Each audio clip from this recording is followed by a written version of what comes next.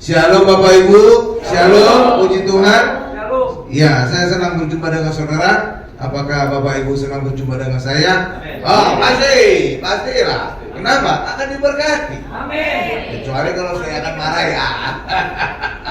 Ya Bapak Ibu ya.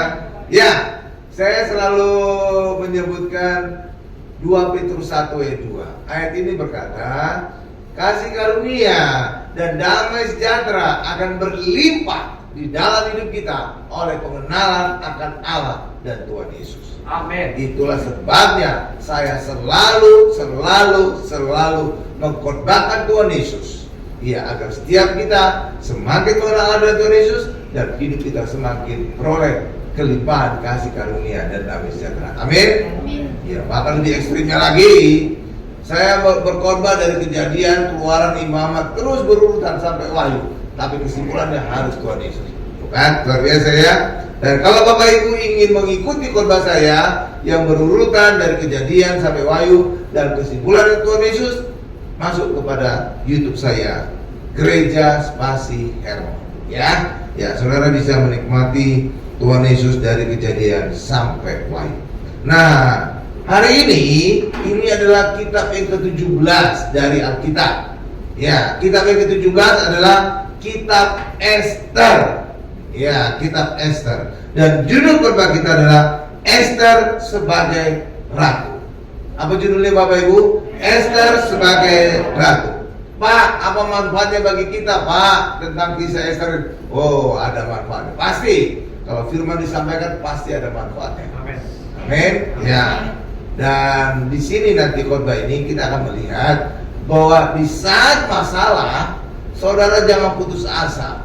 Ya, justru pada saat masalah, seringkali disitulah saat Allah menyatakan kuasa kemuliaannya dalam hidup kita. Ya, Bapak Ibu. Kenapa gitu, Pak? Ya, karena biasanya kalau ketika semuanya berjalan normal, lancar, ketika Allah bekerja nggak kelihatan gitu loh. Tapi ketika dunia sedang gelap, bangsa-bangsa sedang mengalami kegelapan, Yesaya 60 berkata, terang kemuliaan Tuhan turun atas kita. Gitu Bapak Ibu. Jadi supaya apa? Kelihatan banget mana anak Tuhan, mana yang enggak. Iya. Jadi di tengah masalah Tuhan bisa nyatakan kemuliaannya bagi anak-anaknya, bagi umatnya. Amin. Amin. Nah, kita masuk kepada khotbahnya. Ester adalah salah satu orang Yahudi yang sukses di negeri orang. Iya, dia menjadi ratu di negeri Persia pada masa Raja Ahasiweros, yaitu pada tahun 485 sampai 465 sebelum Masehi. Jadi sekitar 20 tahun ini pemerintahan Ahasiweros. Ya, tapi sebelum kelahiran Tuhan Yesus. Putra Raja Darius I. Nah, Ester ini adalah salah satunya Bapak Ibu. Yang berikutnya adalah Yusuf, sukses di Mesir. Pada saat apa? Terjadi kelaparan, itu kan? Jadi saat ada masalah gitu Bapak Ibu.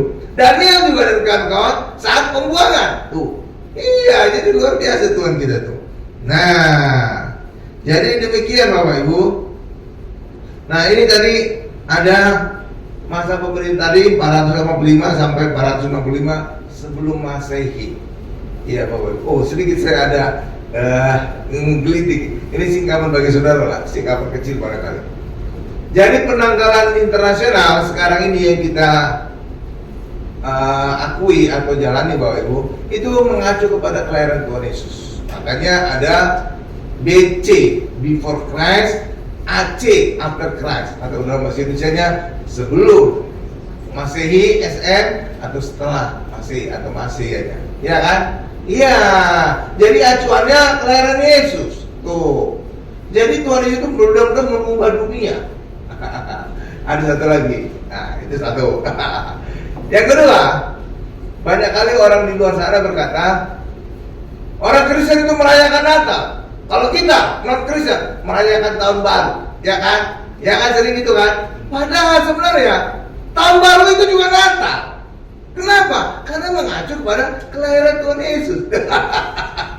Tuh kan? Ya, yang kasih tahu lain-lain. Iya, tanpa sadar mereka merayakan Natal juga. Cuma versinya tahun baru, ya udah oke lah. Karena tahun baru itu mengacu kepada Tuhan Yesus. Coba lah seperti ini sekarang.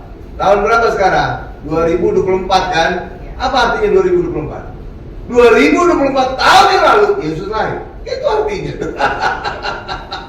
Gak tahu ya orang-orang diam-diam aja. Iya kan? Iya. Oke. Nah, jadi walaupun Esther seorang wanita, tapi perbuatannya menyelamatkan orang Yahudi dari Haman yang ingin membinasakan orang-orang Yahudi, menyiratkan tindakan penyelamatan Tuhan Yesus atas umatnya. Ya, ibu gembala juga namanya Esther, nama baptisnya, nama baptis. Ratu dia, ratu rumah tangga, ratu juga di gereja Hermon di Ratu Plaza.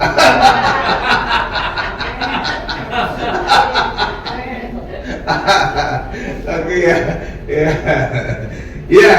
Kenapa Esther bisa menjadi ratu?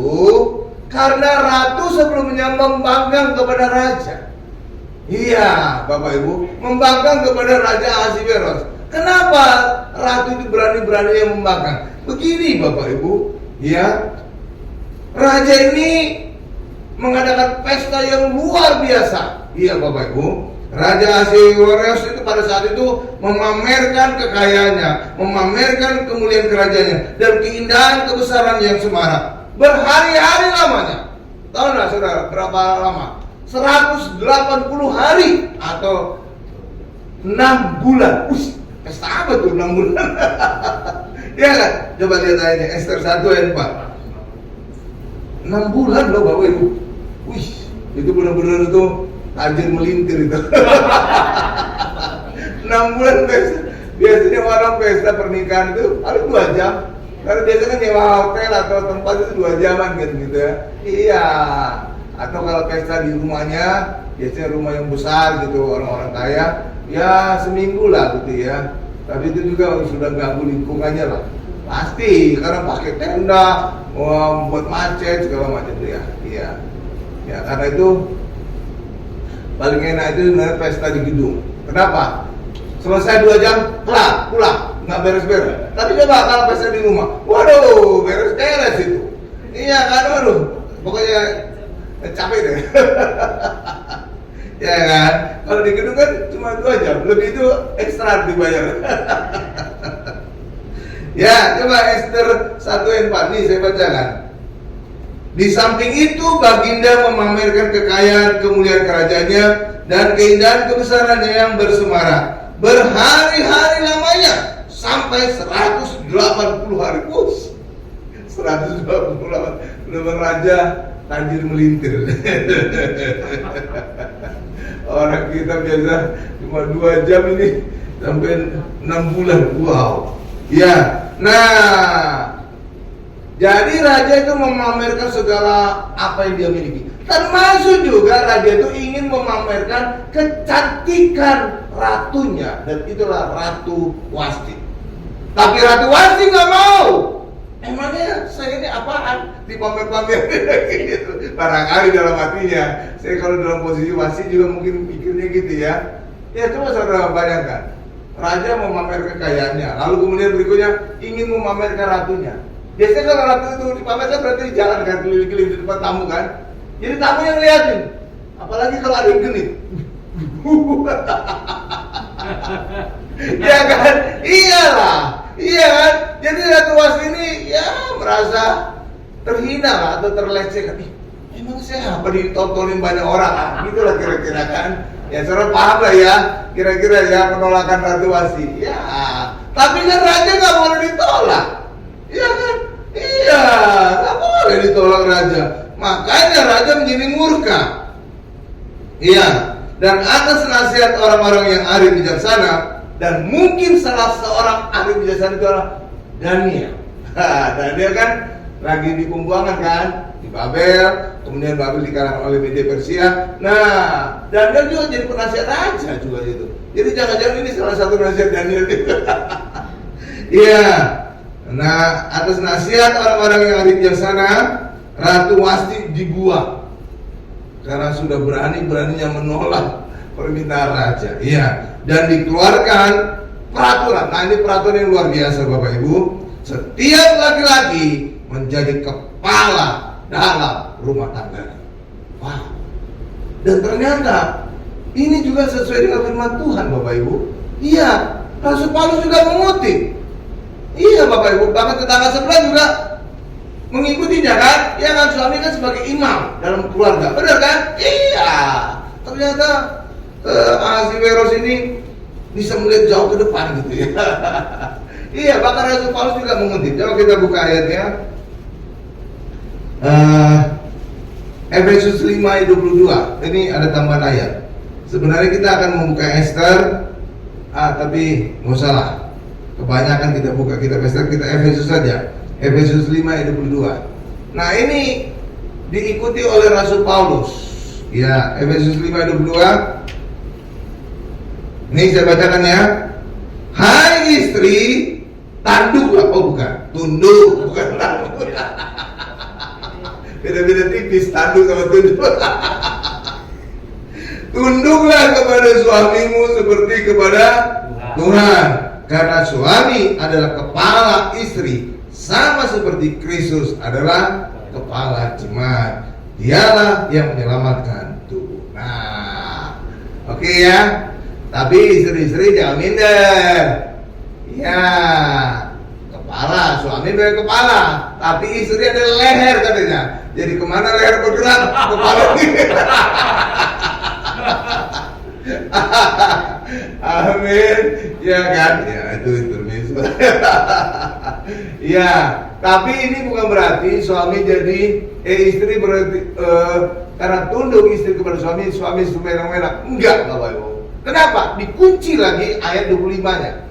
Nah, jadi tidak berarti kalau istri tunduk, suami sewenang-wenang kepada istri. Enggak. Sudah dikunci juga pada ayat 25. Ini saya bacakan ayat 25. Hai suami, kasihilah istrimu sebagaimana Kristus telah mengasihi jemaat dan telah menyerahkan dirinya baginya. Jadi suami tidak sewenang-wenang. Kenapa? Dia harus mengasihi istri seperti Kristus mengasihi jemaat. Bagaimana Kristus mengasihi jemaat? Siap korban, bahkan mati bagi jemaat. Jadi kalau suami sekedar ya tekan perasaan, itu masih kecil, belum sampai mati. Karena acuannya adalah Kristus mengasihi jemaat sampai mati. Jadi suami harus siap mati juga bagi istrinya, tuh kan? Jadi artinya suami tidak boleh sewenang-wenang kepada istri, karena suami harus mengasihi istri seperti Kristus mengasihi jemaat. Jadi balance ya. Ya harus Paulus menuliskan ayat yang balance. Bagi istri harus tunduk, bagi suami harus siap mati mengasihi istri. Oke? Ya kan? Jadi nggak bisa sewenang-wenang. Oke ya. Oke ya. Nah, kita lanjut. Ester diangkat menjadi ratu. Nah, iya Bapak Ibu. Oke, Mordekai suku Benyamin itu. Nah, Ester itu ternyata dia punya paman namanya Mordekai yang dari suku Benyamin. Iya Bapak Ibu. Dia mengasuh Ester sejak kecil dan nama Ester waktu kecilnya adalah Hadasa. Hadasa ya. Ya, jadi itu nama Ester yang lain adalah Hadasa. Sama juga seperti Thomas. Thomas, nama lain dari Thomas adalah Didimus. Jadi kalau ada tadi, ada tempat Thomas? Nggak ada ya? Nggak ada. Itu Pak Thomas itu namanya Thomas Didimus Simanjuntak. Didimus itu sama dengan Thomas. Jadi sebenarnya namanya itu double Thomas. Karena apa? Ya Thomas itu Didimus itu Thomas gitu, sama tuh. Oke ya, sama juga. Ya kalau ada orang tua yang iseng gitu ngasih namanya Simon Petrus Kefas, itu sama tuh sama tiga-tiganya. Simon ya Petrus ya Simon, Kefas ya Simon. Gitu Bapak Ibu. Ya kalau ada orang tua yang iseng, kasih anak namanya mirip-mirip, ya kan? Iya. Simon Petrus Kefas, itu sama tuh ya Bapak Ibu ya. Ya, oke ya. Nah, jadi nama lain dari Ester adalah Hadasa. Nah, Ester mengikuti pencarian ratu. Ya, Jadi setelah Wasti dibuang oleh Raja Ahasiweros, dicari penggantinya. Nah, inilah jadi dibuat sayembara. Jadi rupanya pemilihan ratu sejagat Miss Universe itu sudah dimulai zaman dulu. Berapa-berapa zaman dulu. Ya, dan itu ratu beneran, bukan ratu-ratuan kan? Kalau Miss Universe atau yang itu kan ratu-ratuan, ya kan? Ini ratu beneran. Iya, udah ribuan tahun itu kejadian, ya kan? Jadi sebenarnya banyak sekarang ini cuma kopi-kopi aja, niru-niru aja ya. Oke ya. Nah, Esther mengikuti pencarian ratu pengganti Wasti di bawah pengawasan Hagai, penjaga para perempuan. Nah, penjaga para perempuan. Tapi saudara jangan khawatir, ini Hagai ini, ya Bapak Ibu, dia aman, dia tidak pagar makan tanaman, dia penjaga perempuan. Laki-laki dia ya, tapi dari kebiri. Zaman dulu ya Bapak Ibu. Ya, jadi dia udah gak selera lagi dengan lawan jenisnya. Coba kita baca dulu Esther 2 ayat 15 ya. Coba Esther 2 ayat 15. Nah, ini dia. Saudara lihat ya, Esther itu pintar orangnya. Iya pintar. Kita bisa meniru inilah. Ya, coba kita lihat ya Esther 2 ayat 15 ya. Ini saya bacakan ya. Ketika Esther anak Abihail, yakni saudara ayah Mordekai, yang mengangkat Esther sebagai anak, mendapat giliran untuk masuk menghadap raja, maka ia tidak mengendaki sesuatu apapun selain daripada yang dianjurkan oleh Hegai, sida-sida raja, penjaga para perempuan. Maka Esther dapat menimbulkan kasih sayang pada semua orang yang melihat dia. Lihat kepada saya. Di mana Pak kepintaran ya Pak? Kepintarannya adalah Esther hanya meminta mengendaki apa yang dianjurkan oleh Hegai. Di mana pintarnya Pak? Pintar karena Hegai itu adalah penjaga kaum perempuan. Dan Hegai itu kerja di istana, dia tahu selera raja, selera baginda dan para bangsawan dan para pejabat. Iya, jadi Esther minta pendapat dari Hegai, apa yang baik saya pakai. Sedangkan wanita lain, ini kesempatan. Dia pakai lipstik, dia pakai bedak tebal-tebal, dia pakai parfum yang mencolok hidung, dia pakai perhiasan udah kayak instalasi berjalan, dia pakai baju segala macam. Iya kan? Jadi kesannya jadi norak.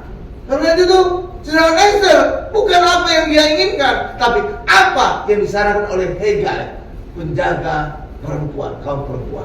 Dan dia Hegai ini tahu seleranya raja, tahu seleranya para bangsawan.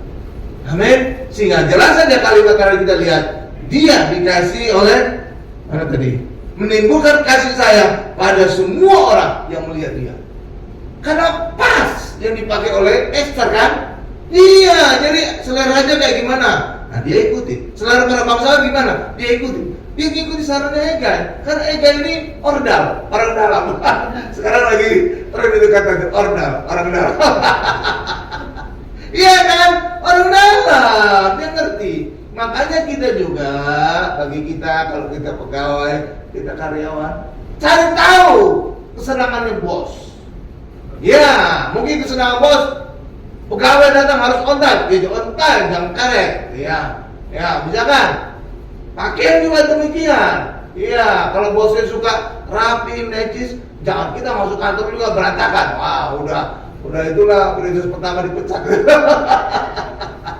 Iya dong. Jadi dari kisah Esther ini kita bisa belajar dalam kehidupan kita sehari-hari apa yang menjadi kesukaannya bos, supaya kita tetap bertahan bekerja di perusahaan itu. Ya, amin Bapak Ibu ya. Dan juga dengan rekan bisnis atau pejabat kalau kita bikin proyek dari pemerintah, apa kesenangan bos? Iya, banyak itu. Saya dengar dulu saya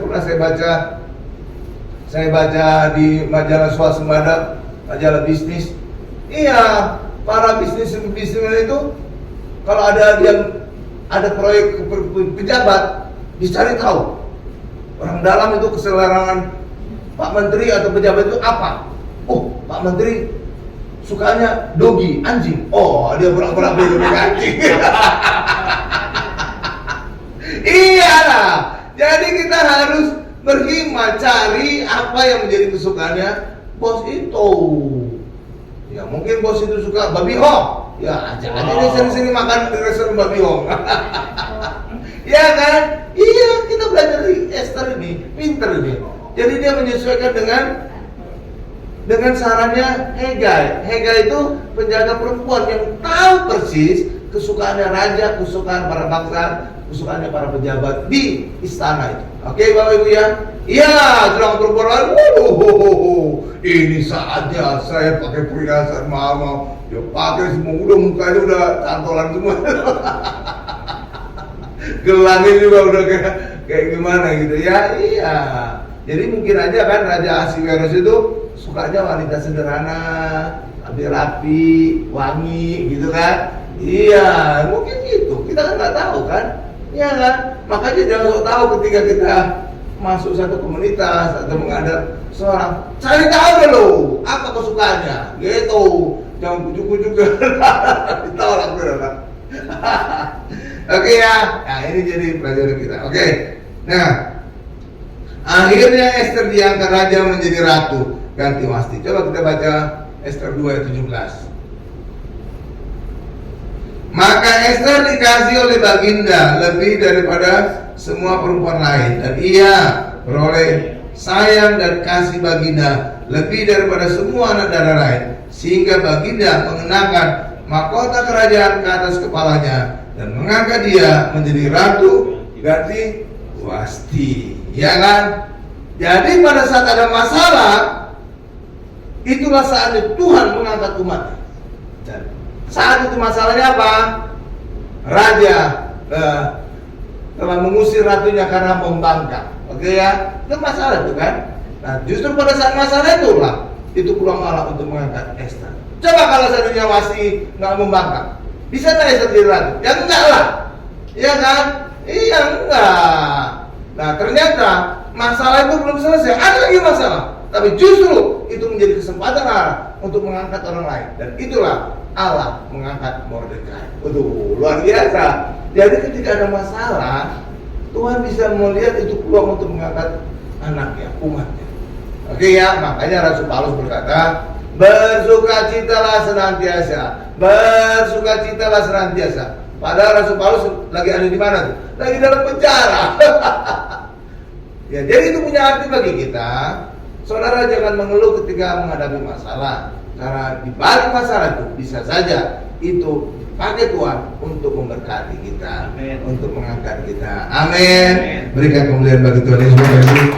Nah, jadi masalah kedua timbul sejak Haman diangkat sebagai pejabat tinggi. Semua orang harus berlutut dan sujud kepada Haman, tapi Mordekai menolak. Jadi orang Israel paling pantang untuk sujud menyembah manusia. Ini ceritanya nih. Mordekai itu menolak menyembah si pejabat ini Haman. Saudara ingat lagi enggak? Siapa lagi yang pernah menolak menyembah manusia, patungnya? Pada masa Daniel, Sadrak Mesak Abednego disuruh menyembah patungnya raja. Mereka menolak. Dan karena menolak, dimasukkan ke dalam dapur api. Betul kan? Iya. Setelah itu, jadi orang Israel itu paling pantang disuruh menyembah, sujud kepada manusia. Iya, karena mereka dilarang keras, nggak boleh sujud menyembah. Itu hukum yang pertama. Jangan menyebut Tuhan Allah dengan sia-sia, jangan membuat patung-patung atau apapun, dan sujud menyembah kepadanya. Iya. Makanya orang Israel nggak pernah mau suruh sujud menyembah manusia. Iya, iya. Jadi saudara itu tahu latar belakangnya kenapa si Mordekai kok ngelawan gitu ya? Enggak, karena itu adalah aturan perintah Tuhan, nggak boleh menyembah manusia ya. Oke? Ya. Nah, jadi Mordekai itu menolak. Coba kita lihat Esther 3 ayat 5 sampai dengan 6. Haleluya. Ini Haman ini ganas Bapak Ibu, yang salah, yang dianggap salah Mordekai, tapi dia tanya itu suku bangsanya, asalnya Mordekai dari mana? Yahudi. Oh, dia ingin membunuh semua orang Yahudi. Ini luar biasa nih, pembunuh. Iya, berdarah dingin, bukan dingin lagi tuh. menggelegak kalau Ester 3 ayat 5 sampai 6. Coba kita lihat. Ini saya bacakan ya. Ketika Haman melihat bahwa Mordekai tidak berlutut dan sujud kepadanya, maka sangat panaslah hati Haman. Nah, tetapi ia menganggap dirinya terlalu hina untuk membunuh hanya Mordekai saja, karena orang telah memberitahukan kepadanya kebangsaan Mordekai itu. Jadi Haman mencari ikhtiar untuk memunahkan semua orang Yahudi. Itu kan luar biasa tuh Bapak Ibu. Ganas, ini rupanya nular ke Hitler ini. Hitler juga memunahkan di luar dari suku ras Arya. Yakni bangsa Mordekai itu di seluruh kerajaan Ahasiweros. Terus scroll, udah ya? Udah, oke. Nah, itu Bapak Ibu. Jadi yang dianggap melanggar peraturan itu Mordekai, tapi si Haman ini ganas banget, ditanya asal suku bangsanya si Mordekai Yahudi. Wow, dia ingin memusnahkan Yahudi. Wah, luar biasa. Ya Bapak Ibu ya, ini kan wah ganas ini ya. Ya kayak itulah si Chaplin. Itulah ya. Iya kan? Iya kan, memusnahkan Yahudi banyak sekali. Tahu saudara berapa orang dia bunuh? 6 juta. Gila tuh, di kamar gas. Iya, membunuh satu orang aja kita kayaknya gimana gitu kan? Ini 6 juta, tega-teganya. Nggak lihat laki-laki, perempuan, anak-anak, sikat semua. Wah, itu benar-benar nggak tahu nanti hidupnya itu di neraka ya gimana. Ya kan, 6 juta loh. Wow. Nah, akhirnya apa? Haman menghasut raja untuk mengeluarkan titah membinasakan orang Yahudi. Oh, iya. Dan inilah masalah kedua. Tapi justru lewat masalah kedua inilah, ini kesempatan Tuhan akan mengangkat Mordekai itu kan? Ya karena ketika ada masalah kita harus tetap sukacita, karena bisa saja di saat masalah itulah Tuhan mengangkat dan memberkati kita. Amin. Iya. Coba kita lihat Ester 3 8 sampai 14. Haleluya. Nih saya bacakan ya.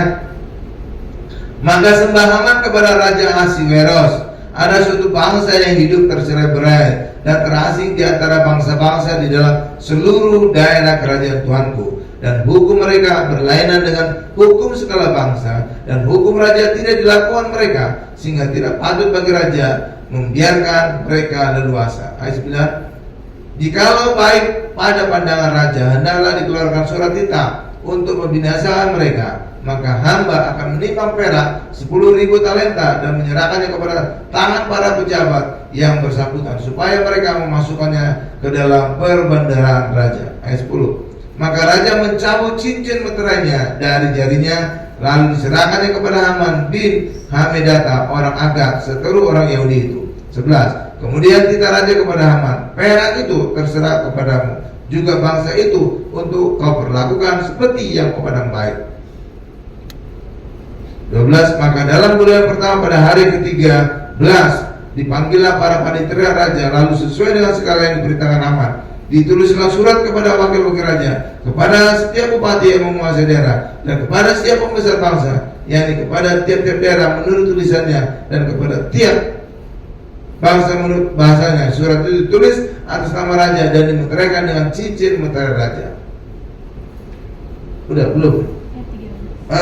13, terakhir 14. Surat-surat itu dikirimkan dengan perantara pesuruh-pesuruh cepat ke segala daerah kerajaan, supaya dipunahkan, dibunuh dan dibinasakan semua orang Yahudi, daripada yang muda sampai kepada yang tua, bahkan anak-anak perempuan pada satu hari juga, pada tanggal 13 bulan yang ke-12, yakni bulan Adar, dan supaya dirampas harta milik mereka. Itu sadis sih Bapak Ibu ya. Dia nggak lihat anak-anak perempuan sikat semua. Ini Haman ini benar-benar. Ayat 14. Salinan surat itu harus diundangkan ke dalam tiap-tiap daerah, lalu diumumkan kepada segala bangsa, supaya mereka bersiap-siap untuk hari itu. Ada satu lagi yang kayak ada misteri Bapak Ibu. Saudara lihat, sejak zaman dulu itu banyak bangsa yang ingin membinasakan orang Yahudi. Tuh, saya pernah berpikir, kenapa gitu ya? Kok kayaknya orang Yahudi itu kayak dimusuhi banget? Emang jahat banget Yahudi? Enggak. Kalau saudara tahu, mereka adalah penemu paling banyak di dunia. Peraih medali Oscar, Oscar, Nobel Bapak Ibu, itu paling banyak orang Yahudi. Orang Indonesia ada nggak? Nggak ada ya Nobel ya, iya nggak ada. Orang Yahudi paling banyak. Jadi mereka itu paling bermanfaat. Coba saudara sekarang pakai komputer, pakai apa? Software apa? Nah, Windows kan? Iya kan? Iya, nggak ada yang pakai yang selain dari Windows kan? Ya jarang-jarang lah, ya kan? Siapa pembuatnya? Orang Yahudi, Bill Gates, ya kan? Ya makanya namanya Windows. Judul-judulnya karena nama pembuatnya Gates, gerbang-gerbang. Ya kan? Bill Gates kan? Iya, artinya Bill yang banyak gerbang. Makanya produknya namanya Windows. Ya kan? Iya. Jendela-jendela kan? Iya, sesuai namanya.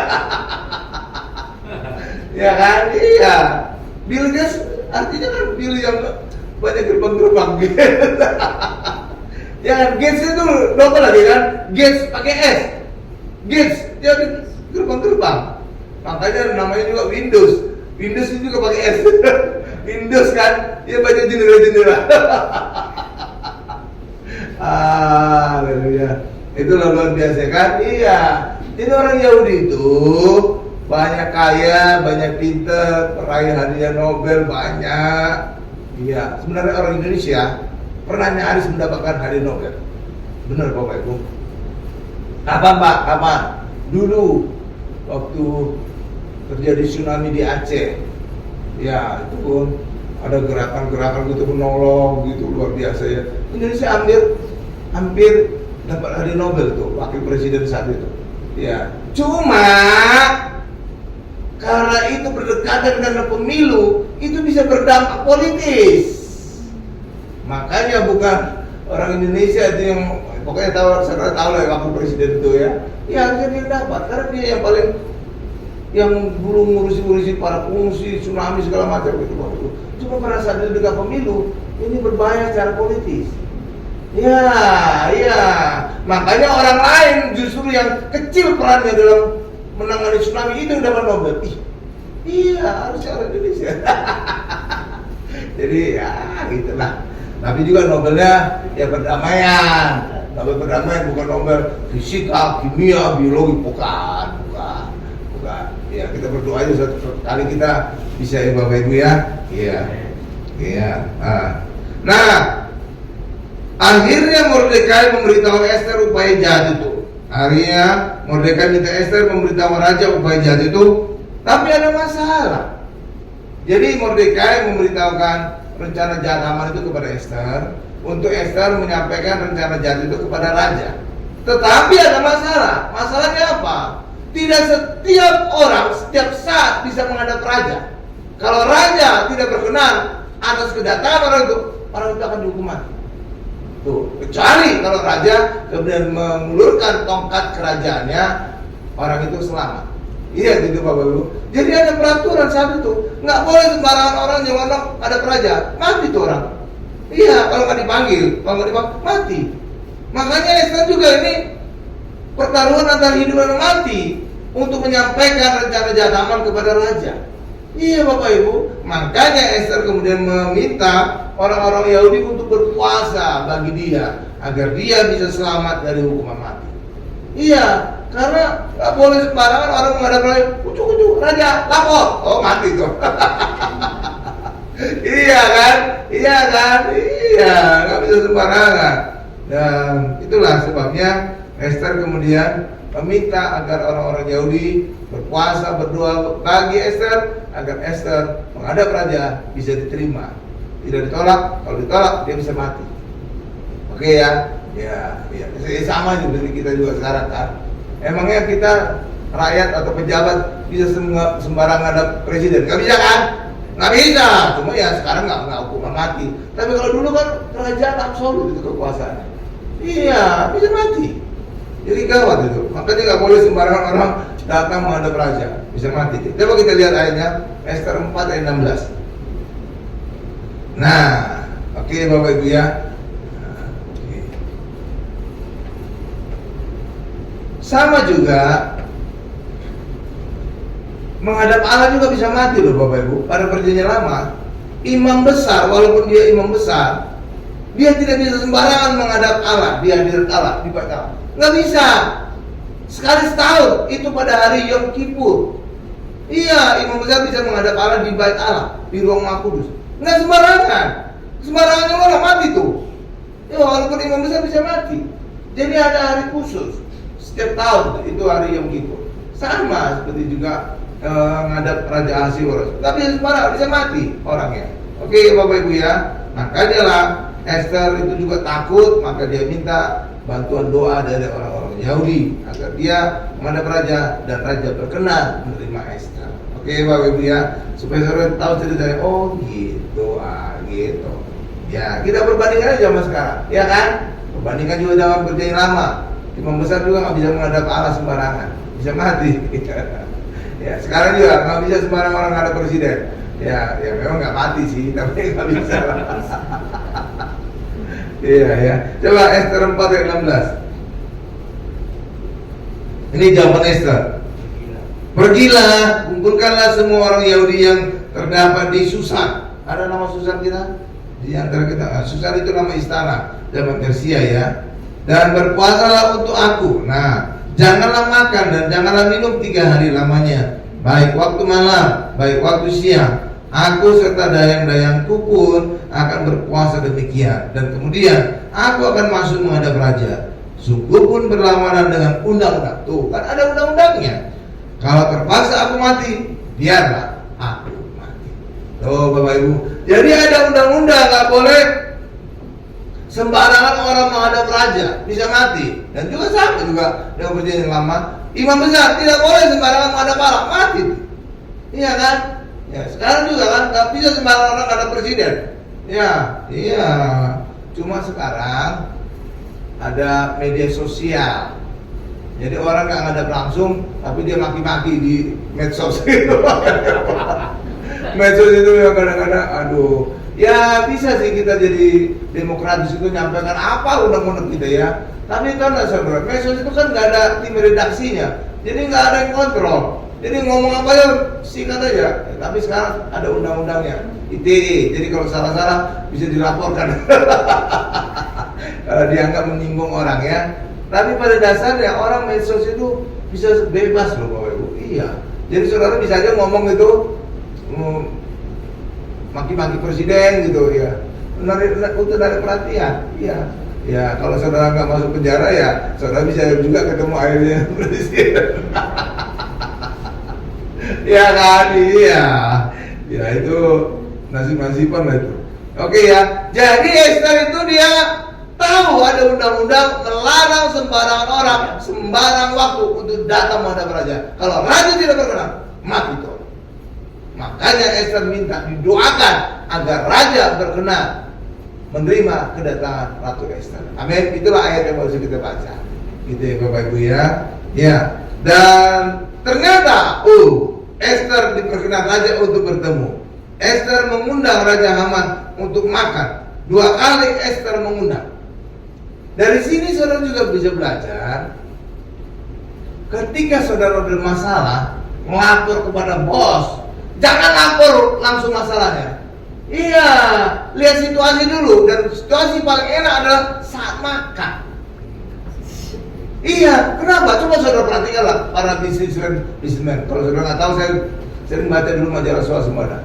Mereka menggolkan proyek yang mendapat proyek pada saat mereka makan dengan pejabat. Iya, saat santai. Pada saat orang makan itu biasanya otaknya nggak terlalu cerdas gitu bawahnya, karena udah setengah-setengah ngantuk gitu. Pak ada proyek Pak, mana tangan. Iya coba kalau lihat. Biasanya bisnis itu deal itu banyak di restoran. Iya kan? Iya. Tapi jangan gitu datang langsung nyebutkan niatan saudara. Jangan, undang dulu 2 kali, 3 kali. Gitu. Jangan langsung kelihatan belangnya. Belajar dari Esther. Jadi dia menyatakan rencana jahat Haman kepada raja bukan pada undangan makan pertama, bukan. Berarti itu yang kedua. Tuh. Buat orang itu jadi penasaran. Raja itu juga jadi penasaran. Ada apa nih ratu saya ngundang 2 kali? Gitu. Jadi inisiatifnya jadi dari raja.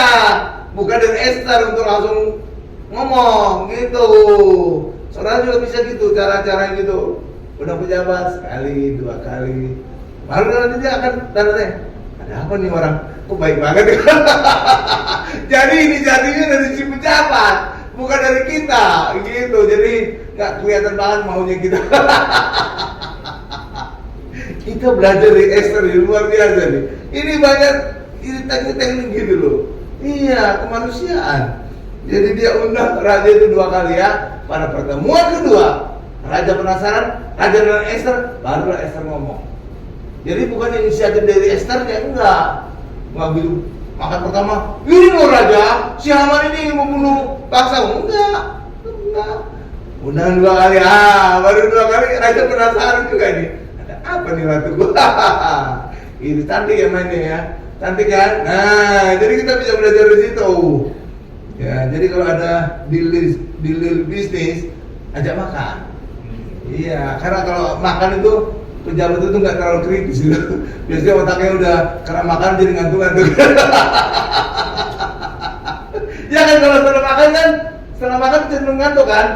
Iya, nggak terlalu melotot lagi. Mana proposal? Mana? Oh ini kurang. Nah, kan gitu kalau udah ditampur makan. Udah setengah ngantuk dia. Mana tuh? Saya ngantuk ini bacanya banyak banget kecil-kecil lagi. Udah taruh tangan. Ya kan? Iya, jangan lagi dia sekar. Mulai gitu, kritis itu. Iya, proposal saudara akan ditolak. Iya, tapi kalau dia udah setengah ngantuk gitu kan, habis makan enak gitu, apalagi udah gitu, udah tuh. Udah mantap itu. Jadi belajar dari Esther ya, kita mantap ini. Nah, jadi Esther mengundang raja 2 kali. Pada undangan kedua, barulah raja bertanya kepada Esther, dan Esther melaporkan Haman akan membunuh Esther dari bangsa Yahudi. Raja sangat marah lalu menyuruh orang menggantung Haman di tiang yang disiapkan untuk menggantung Mordekai. Saudara, jadi di tiang yang akan menggantung Mordekai, di situ justru Haman dan 10 anaknya digantung. Wow. Iya Bapak Ibu, berarti satu gantungan itu berjejer ada 11 orang. Ya kan? Ini kan Mordekai cuma 1 kan? Ini tiang gantungan untuk Mordekai. Ternyata dipakai untuk Haman dan 10 anaknya. Berarti mereka ada 11 orang digantung rentengan gitu. Nggak tahu saya gimana. Ya kan? Iyalah. Oke. Nah, akhirnya Mordekai diangkat menjadi orang kedua di bawah raja. Tuh luar biasa kan? Kapan diangkat Mordekai? Pada saat ada masalah. Nah, masalah itu adalah ditimbulkan oleh Haman yang ingin membunuh Mordekai dan seluruh orang Yahudi. Kalau itu, iya itu masalah besar Bapak Ibu. Membunuh satu ras, kan luar biasa. Tapi justru di saat masalah yang luar biasa inilah Tuhan mengangkat umatnya dan Mordekai menjadi orang kedua. Siapa lagi yang saudara ingat orang kedua yang diangkat Tuhan di negara asing? Yusuf tuh. Kan luar biasa kan? Tinggi sekali nih. Orang kedua di kerajaan. Wih. Luar biasa kalau kita baca ini ya. Ini ada yang luar biasa. Jadi Allah kita luar biasa. Esther 10 ayat 3 ya.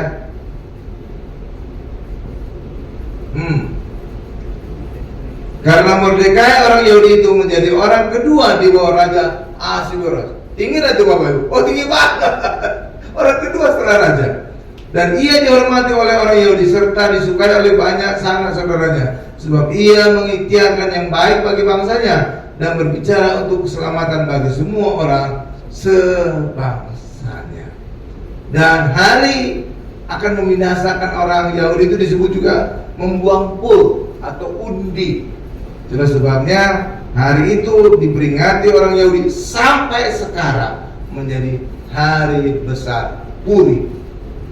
Mulai itu, jadi Purim itu hari besar Purim itu adalah mengacu kepada kisah Esther menyelamatkan orang Yahudi. Lihat, luar biasa ya. Ya, iya. Ya, haleluya. Saudara ingat ada nama orang Purim?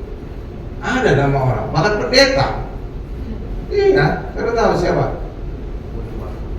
Ya benar.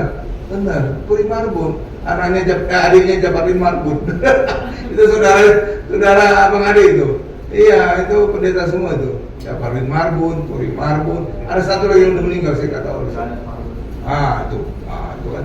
Jadi itu keluarga pendeta. Dan itu saya tahu kenapa. Ya, dulu mereka semua khotbah di gereja Tiberias, tempat saya dulu pelayanan. Ya kan? Iyalah. Iya. Nah, kita tiba pada kesimpulan. Kesimpulannya apa, Pak? Ini dia. Walau dalam kitab Ester tidak ditemukan kata Tuhan dan Allah, tetapi Ester yang siap mati untuk menyelamatkan orang Yahudi sebagai gambaran Tuhan Yesus yang siap mati bagi seluruh umat manusia di dunia. Amin, Bapak Ibu. Kita tundukkan kepala kita.